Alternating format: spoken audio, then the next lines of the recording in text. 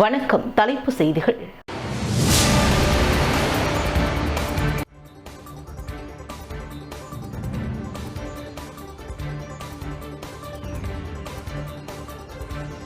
புதுச்சேரியில் விமர்சையாக கொண்டாடப்பட்ட ரமலான் பண்டிகை.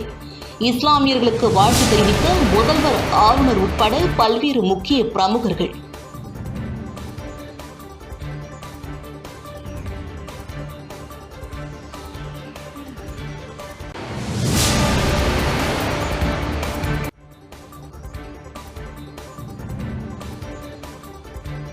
புதுச்சேரியில் நடைபெற்ற ராணுவ பள்ளி ஆசிரியர்களுக்கான குடியிருப்பு பயிலகம். 30 பேர் கொண்ட ஆசிரியர் குழு பங்கேற்பு.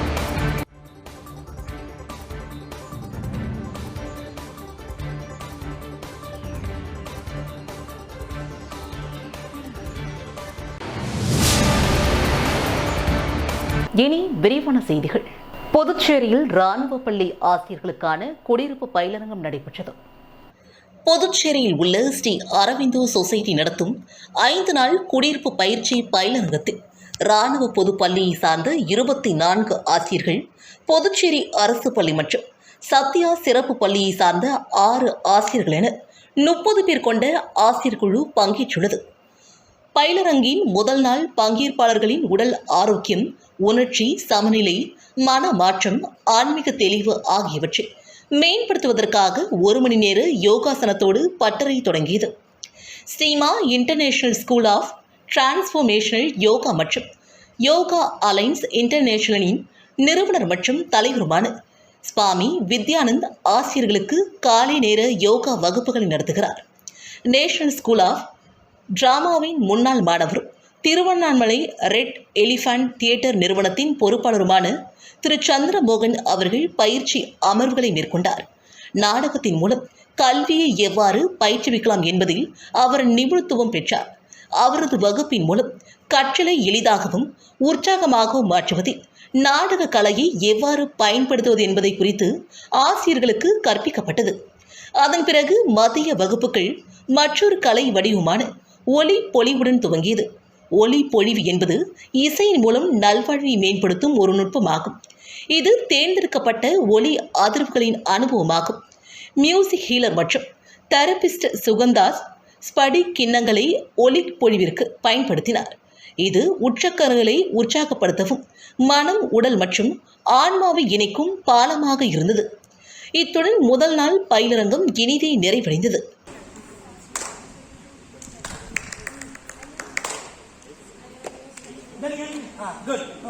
விலையூர் சுல்தான்பேட்டையில் 2 ஆண்டுகளுக்கு பிறகு பொது இடத்தில் ரமலான் தொழுகை நடைபெற்றது.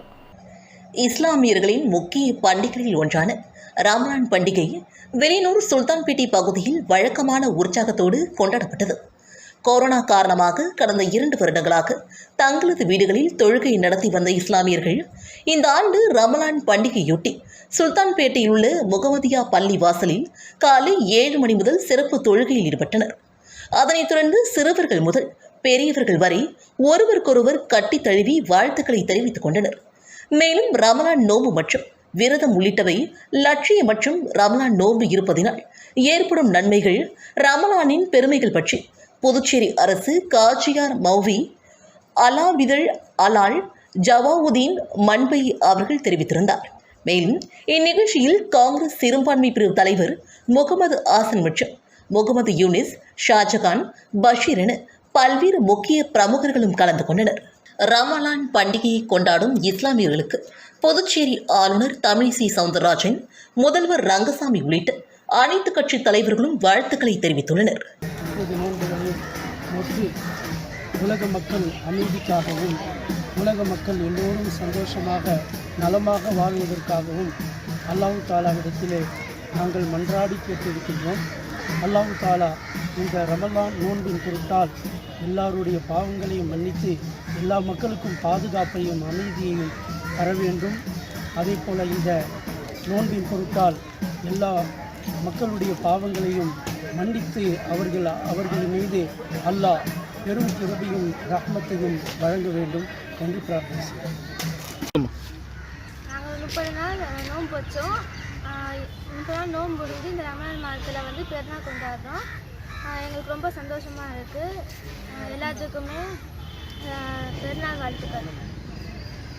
ரம்ஜான் பண்டிகை முன்னிட்டு பொதுமக்கள் விழிப்புணர்வுக்காக முல்லா வீதியில் மரக்கன்று நடும் நிகழ்ச்சி நடைபெற்றது. ரம்ஜான் பண்டிகை முன்னிட்டு பொதுமக்கள் விழிப்புணர்வுக்காக மாரிசாமி, பத்ரிசியா, ரெஜிஸ் இவர்கள் இணைந்து மரக்கன்று நடும் நிகழ்ச்சி மிலாத் வீதியில் நடைபெற்றது. இதில் தண்ணீர் ஊற்றி மரக்குண்டுகள் வைக்கப்பட்டது. பின்பு பொதுமக்களுக்கு துணிப்பைகளும் வழங்கப்பட்டன. எலிட் புசி குழுவினர் இதன் ஏற்பாடுகளை சிறப்பாக செய்திருந்தனர். வணக்கம். இன்னைக்கு இஸ்லாமியர்களுடைய பண்டிகை பெருநாள், ஈது பெருநாளுடைய பண்டிகை முன்னிட்டு இன்னைக்கு மீனாட்சி வீட்டில் பெத்ரிஸ், மாரிசாமி, ரெசி, எலெக்ட் புசி சார்பாக இன்னைக்கு மரம் நடும் விழா வச்சுருக்கு. இது பிளாஸ்டிக் பையை ஒழிச்சிட்டு துணிப்பையை யூஸ் பண்ணணும்னு சொல்லிட்டு ஏகே அவங்களும் எலெக்ட் புசி இணைந்து நம்ம அவைத்தலைவர் ஷாகுல் பாய் தலைமையில் நம்ம அலி, சத்யா, ராஜா, அலிபாய் அவங்க தலைமையில் இன்னைக்கு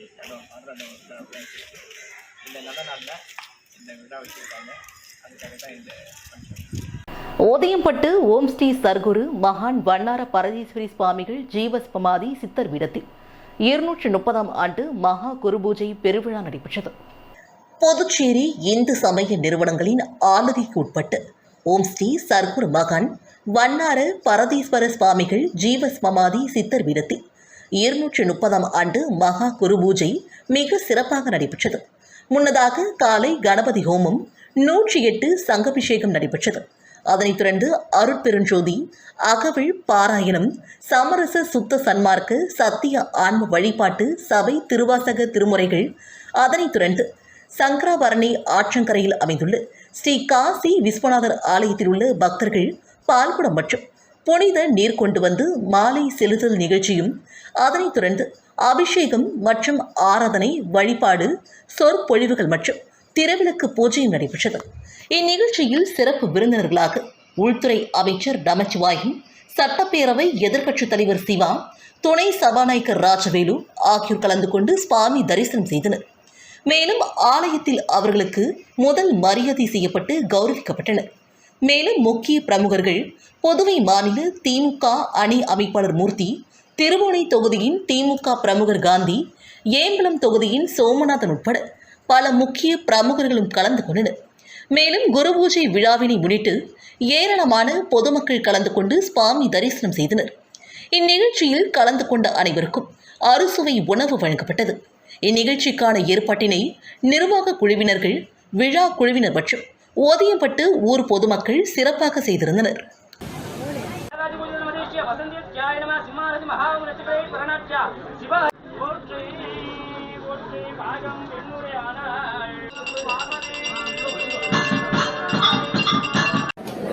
கொஞ்சம் இந்த பக்கம் தாம்பூர் இந்த பக்கம் அப்படி போயிருங்க.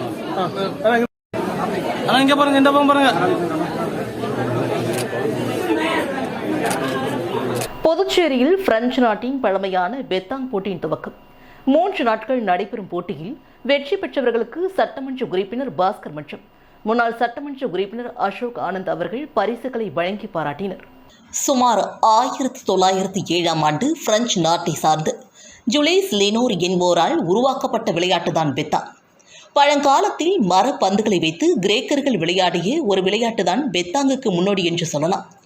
கிரேக்கர்களுடைய இந்த விளையாட்டு ரோம் வழியாக தெற்கு பிரான்சுக்கு சென்று அங்கு பெந்தாகாக மாறியது. பிரான்சில் மரப்பந்துகளுக்கு பதில் இரும்பு பந்துகள் பயன்படுத்தப்பட்டன. 2 அணிகளாக 2 பேர், 4 பேர், 6 பேர் வரை இதில் விளையாட முடியும். புதுச்சேரி விட்டு வெளியேறிய பிரெஞ்சுக்காரர்கள் பொதுவை மண்ணில் விட்டு சென்ற பல கலாச்சார விஷயங்களில் பெத்தாங்கும் ஒன்றாகும். இந்த விளையாட்டு தற்போது புதுச்சேரியில் குழு குழுவாக விளையாடி வருகின்றனர். அதன்படி வீரமாமுனிவர் ஸ்போர்ட்ஸ் கிளப் சார்பில் 53வது ஆண்டாக தட்டாஞ்சாவடி வேளாண் துறை வெளிமுறை மைதானத்தில் விளையாட்டு போட்டி நடைபெற்று வருகிறது. மொத்தம் 252 அணிகள் பங்கேற்றுள்ளன. மேலும் இன்று தொடங்கி 2ஆம் தேதி வரை நடைபெறவுள்ளது. நாட்கவுட் முறையில் நடத்தப்படும் இந்த விழாவின் இறுதிப் போட்டி 2ஆம் தேதி நடைபெற்றது. இதில் சிறப்பு அழைப்பாளர்களாக சட்டமன்ற உறுப்பினர் பாஸ்கர் மற்றும் முன்னாள் சட்டமன்ற உறுப்பினர் அசோக் ஆனந்த் ஆகியோர் கலந்து கொண்டு பரிசுகளை வழங்கி பாராட்டினர்.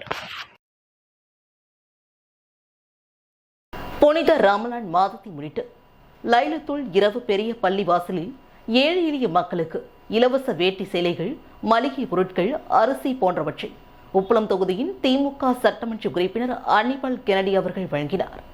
புனித ரமலான் மாதத்தை முன்னிட்டு லைலத்துல் இரவன்று உப்பளம் தொகுதிக்குட்பட்ட பெரிய பள்ளியில் சுமார் 500க்கும் மேற்பட்ட ஏழை எளிய மக்களுக்கு இலவச வேட்டி, சேலைகள், மளிகை பொருட்கள், அரிசி போன்ற பொருட்களை புதுவை மாநில கழக துணை அமைப்பாளரும் சட்டமன்ற உறுப்பினருமான அனிபால் கெனடி அவர்களின் தலைமையில் உப்பளம் தொகுதியின் துணை செயலாளர் நாசர் முன்னிலையில் பெரிய பள்ளி வார்டு மிலாது வீதியில் அல்-கலீப் இஸ்லாமிய இளைஞர்கள் சங்கம் இணைந்து ரமலான் மாதத்தை முன்னிட்டு ஏழை எளிய மக்களுக்கு இலவச வேட்டி, சேலைகள், மளிகை பொருட்கள், அரிசி, புடவை, லுங்கி, துணி போன்ற பொருட்களை வழங்கினர். இதில் ஏராளமான ஏழை எளிய மக்கள் பங்கேற்று பயன்பெற்றனர். பங்கு கொண்ட அனைவருக்கும் உப்பளம் தொகுதியின் சட்டமன்ற உறுப்பினர் பொருட்களை வழங்கி ரமலான் வாழ்த்துக்களை கூறினார். இந்நிகழ்வில் மாநில மீனவர் அணி அமைப்பாளர் தனசேகரன், மாநில இளைஞர் அணி ராஜி, மாநில மீனவர் அணி விநாயகமூர்த்தி, முகமது இஃப்ரான், முகமது ஜாவேத், அனஸ், அஜ்மல், அப்துல் மற்றும் ரஹ்மான், இம்ரான் உட்பட பலர் உடனிருந்தனர்.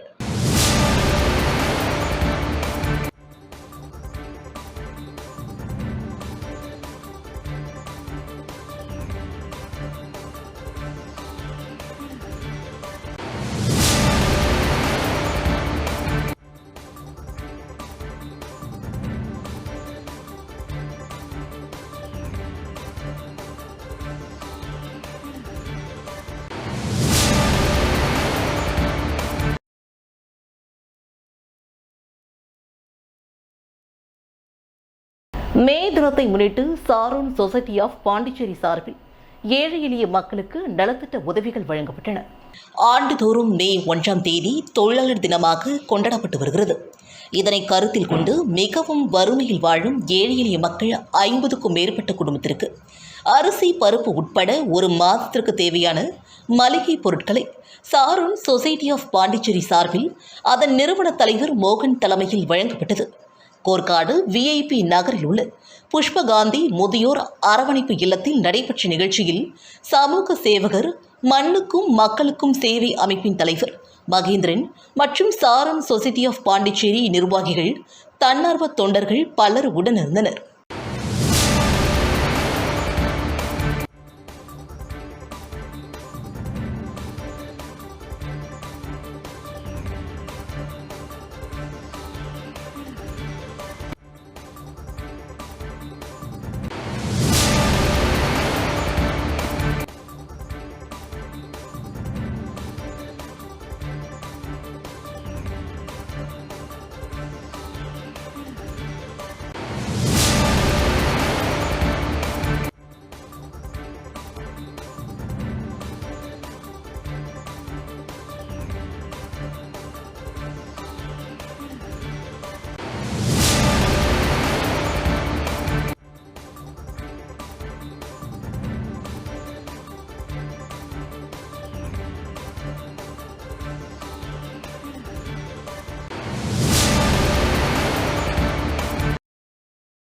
புதுச்சேரி மாநில முதலமைச்சர் ரங்கசாமி அவர்களை அவரது அலுவலகத்தில் புதுச்சேரி கிழக்கு மாநில அதிமுக செயலாளர் அன்பழகன் அவர்கள் நேரில் சந்தித்து கடிதம் அளித்தார்.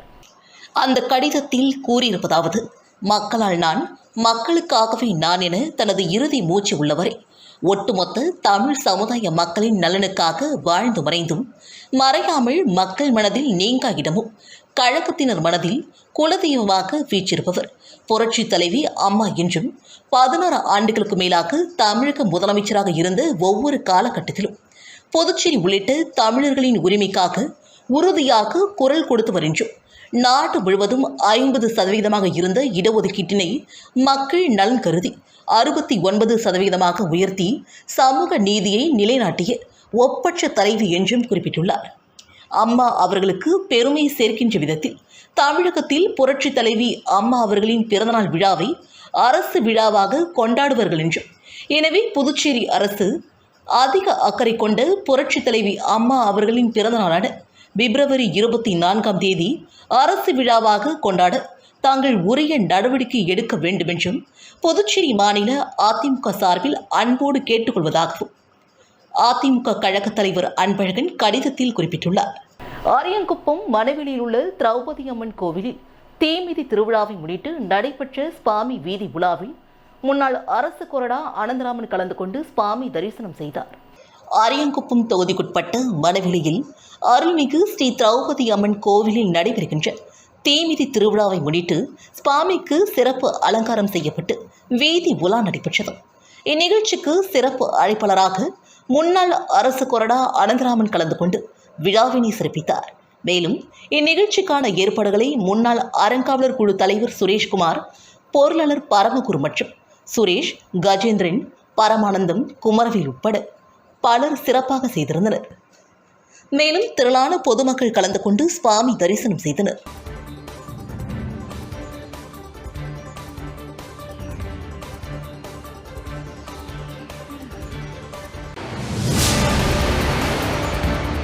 புதுச்சேரி மாநில திமுக இளைஞரணி அமைப்பாளர் முகமது யூனுஸ் தனது பதவியை திடீரென ராஜினாமா செய்தார். ரம்ஜான் பண்டிகை முன்னிட்டு புதுச்சேரி மூலக்குளம் இத்தாக் பள்ளிவாசலில் தொழுகை நடைபெற்றது. இத்தொழுகையில் சுமார் 2000க்கும் மேற்பட்ட இஸ்லாமியர்கள் கலந்து கொண்டனர். புதுச்சேரி மாநில திமுக இளைஞரணி அமைப்பாளர் முகமது யூனுஸ் தனது பதவியை திடீரென ராஜினாமா செய்தார். ரம்ஜான் பண்டிகை முன்னிட்டு புதுச்சேரி மூலகுளம் இத்காத் பள்ளிவாசலில் தொழுகை நடைபெற்றது. இந்த தொழுகையில் சுமார் 2000க்கும் மேற்பட்ட இஸ்லாமியர்கள் கலந்து கொண்டனர். தொழுகை முடிந்து வெளியில் வந்த திமுக மாநில இளைஞரணி அமைப்பாளர் முகமது யூனுஸ் செய்தியாளர்களை சந்தித்தார். அப்போது பேசிய அவர், புதுச்சேரியில் தான் வகித்து வந்த மாநில இளைஞரணி அமைப்பாளர் பதவியிலிருந்து தனது பதவியை ராஜினாமா செய்வதாகவும் கனத்த இதயத்தோடு திமுகவிலிருந்து வெளியேறுவதாகவும் அவர் கூறினார். தற்போது மாநில அமைப்பாளராக உள்ள சிவா அவர்கள் தன்னை ஒழித்து கட்டும் வேலையில் இறங்கியுள்ளார் என்றும், அவர் சட்டமன்ற உறுப்பினராக பதவி ஏற்ற பின்பு இஸ்லாமிய மக்களை தொடர்ந்து புறக்கணித்து வருவதாகவும் அவர் குற்றம் சாட்டினார். முகமது யூனிஸ் மாநில அமைப்பாளர் சிவாவை கண்டித்து கட்சியை விட்டு வெளியேறுவதாகவும் தெரிவித்தார். தொடர்ந்து பேசிய அவர், 1991ஆம் ஆண்டு முதல் திமுகவில் கட்சி பணியாற்றி வந்ததாகவும், சுமார் 30 ஆண்டு காலம் திமுக தலைவர் ஸ்டாலின் மற்றும் இளைஞரணி அமைப்பாளர் உதயநிதி ஸ்டாலின் ஆகியோரின் செயல்படி நடந்து கொண்டதாகவும் தெரிவித்தார். மேலும் 2012ஆம் ஆண்டு முதல் மாநில இளைஞரணி அமைப்பாளராக பதவி ஏற்றதை தொடர்ந்து பணியாற்றுவதற்கு பொருளாதாரத்தை இழந்துள்ளதாகவும் அவர் கூறினார். தொடர்ந்து தனது மக்கள் சேவை தொடரும் என்றும், அடுத்த கட்ட முடிவுகள் பற்றி ஆதரவாளர்களோடு கலந்து ஆலோசனை செய்து விரைவில் அறிவிக்கப்படும் என்றும் முகமது யூனிஸ் தனது பேட்டியில் தெரிவித்துள்ளார். புதுச்சேரி மாநில மக்களுக்காகவும் இந்த வில்லியனூர் தொகுதி மக்களுக்காகவும் என் உயிர் மூச்சு உள்ளவரை என்னுடைய சேவையை தொடர்வேன். கட்சியில் எந்த விதமான மரியாதை நமக்கு கிடையாது. குறிப்பாக இஸ்லாமியர்ன்றதுனால நாங்கள் ஒதுக்கப்படுறோமான்றத எனக்கு சந்தேகம் இருக்கிறது. ஏன்னு கேட்டிங்கன்னா, கட்சியில் திருக்குனூரில் இஃப்தார் நிகழ்ச்சி நடத்துகிறாங்க. திமுக கட்சியில் ஒரு பெரிய மாநில அந்தஸ்தில் மாநில பொறுப்பில் இளைஞரணி அமைப்பாளர் இருக்கிற எனக்கே அழைப்பு கிடையாது. எங்களை அழைக்காமே போய் இஃப்தார் நிகழ்ச்சி நடத்துகிறாங்க. ஆனால் இவர் வெற்றி பெற்ற இந்த சுல்தான்பேட்டை தொகுதியில் புதுச்சேரியிலேயே அதிக முஸ்லீம்கள் வாழ்கின்ற சுல்தான்பேட்டில் முஸ்லீம் ஓட்டுகளை பெற்று வெற்றி பெற்ற சட்டமன்ற உறுப்பினர் சிவா அவர்கள் சுல்தான்பேட்டையில் இஃப்தார் நிகழ்ச்சி நடத்தாமல் அங்கே திருக்குனூரில் நடத்துகின்றார்.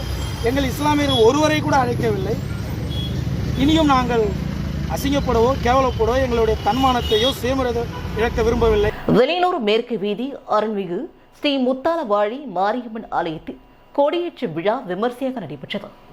புதுச்சேரி மாநிலம் வெளியூர் மேற்கு வீதியில் அமைந்துள்ள அருள்மிகு ஸ்ரீ முத்துமாரியம்மன் ஆலய செடில் பிரமோற்சவத்தை முன்னிட்டு நேற்று கொடியேற்றும் விழா வெகு விமர்சையாக நடைபெற்றது. கடந்த ஞாயிறு அன்று கணபதி ஹோமத்தோடு தொடங்கிய நிகழ்ச்சியானது தொடர்ந்து 12 நாட்கள் நடைபெறுகிறது. இதில் முக்கிய நிகழ்வாக வருகின்ற 10ஆம் தேதி செவ்வாய் அன்று செடில் உற்சவம் நடைபெறுகிறது. மேலும் உற்சவ நாட்களில் தினமும் காலை 8 மணிக்கு அம்மனுக்கு அபிஷேகமும் காலையும் மாலையும் மின்விளக்கு அலங்காரத்தோடு அம்மன் வீதி உலாவும் நடைபெறும் என்றும் ஆலயத்தின் சார்பாக தெரிவிக்கப்பட்டிருந்தது. இந்நிகழ்ச்சிக்கான ஏற்பாட்டினை ஆலய நிர்வாக குழுவினர், உற்சவதாரர்கள் மற்றும் வெளியூர் நகரவாசிகள் சிறப்பாக செய்து வருகின்றனர்.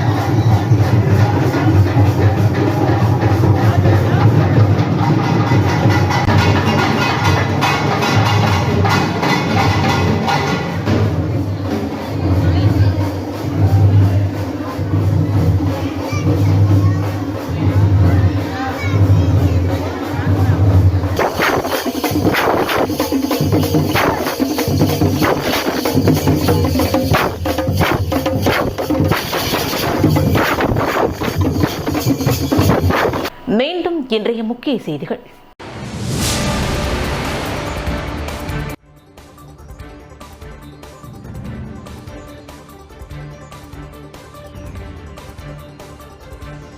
புதுச்சேரியில் விமர்சையாக கொண்டாடப்பட்ட ரமலான் பண்டிகை. இஸ்லாமியர்களுக்கு வாழ்த்து தெரிவித்த முதல்வர், ஆளுநர் உட்பட பல்வேறு முக்கிய பிரமுகர்கள்.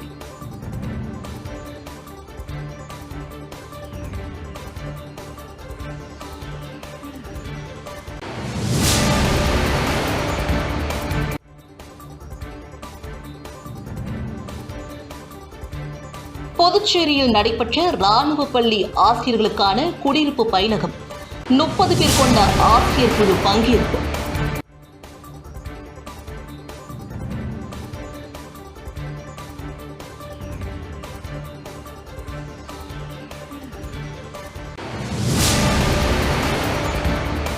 இத்துடன் செய்திகள் நிறைவடைகின்றன. நன்றி.